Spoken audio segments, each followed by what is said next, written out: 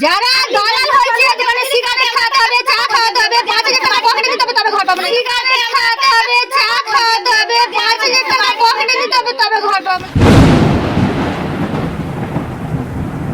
দিদিকে ফোন লাগিয়েছিল, আমার রাস্তা হয়নি বলে আমার ঘরে পুরো টালি ভেঙে আকাশ দেখা যাচ্ছে। আমি সেই ছবিটা পাঠিয়েছি।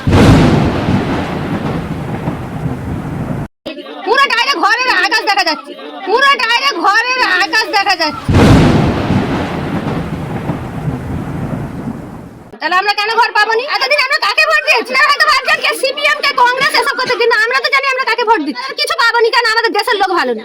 আমাদের দেশের লোকেরা মুখ বেছে ঘর দিতে, মুখ বেছে রাস্তা দিচ্ছে, মুখ বেছে দিচ্ছে। আমরা কিছু পাবো না সরকার। যদি আপনার কথাটা মুখ্যমন্ত্রী দেখেন আমাদের চ্যানেলের মাধ্যমে, ওনার কাছে কি আবেদন থাকবে? আমরা যে মেয়ে ছেলে, আমাদের তো ফটো নিশ্চয়ই দিদির কাছে গেছে যে আমরা যখন জব কার্ডে কাজ করছিল আমাদের ফটোটা তুলে তারা পাঠিয়েছে। তাহলে আমরা ফটোটা এই মাথায় সব বেটা ছেলেরা মাথায় এত মাটি দিয়েছে, যাবো যাবো তো সব বুকের যন্ত্রণা এসে গেছে। মাথায় এত মাটি দিয়েছে, যাবো যাবো তো সব বুকের যন্ত্রণা এসে গেছে। সেই টাকা এখনো পাইনি।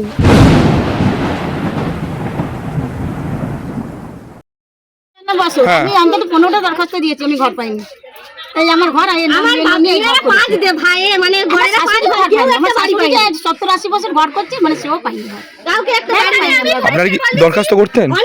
আমরা এমন কি জমা দিয়েছি আমাদের ঘর নেই। আমরা 5,000 টাকা করে যদি পকেটে দিতে পারি তাহলে আমরা সরকারকে বাড়ি পাবো, নাইলে আমরা পাবো না। কারণ আমাদের পুরুষরা তাদেরকে চা দোকানে সিগারেট খাওয়াতে হবে, চা খাওয়াতে হবে, 5,000 টাকা পকেটে দিতে হবে তবে ঘর পাবো না।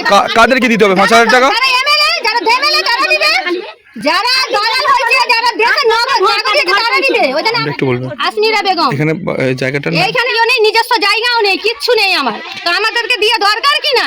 আমাদের তো নিজস্ব কিছু নেই। অবশ্যই আপনাদের তো আগে প্রয়োজন। আমরা গরিব মানুষ, আমাদের একটু কিনারও সামর্থ্য নয় যে আমরা একটু থাকে কিনবো, কিনতে গেলে এত টাকা। তাহলে আমাদেরকে একটা আমরা ঘর দিলে আমরা তো একটা ঝুপড়ি করে থাকতে পারি, কিন্তু আমাদের ঘরও নেই, জায়গাও নেই, আমাদের জব গাছের টাকাও নেই। আমার মেয়ে ছেলে হয়ে আমার বয়স কত? 35 বছর বয়স। আমি 30-34 বছর বয়সে আমি সেই মাঠেতে জব কার্ডের কাজে গেছি। তাহলে আমাদের পরিস্থিতি কিরকম?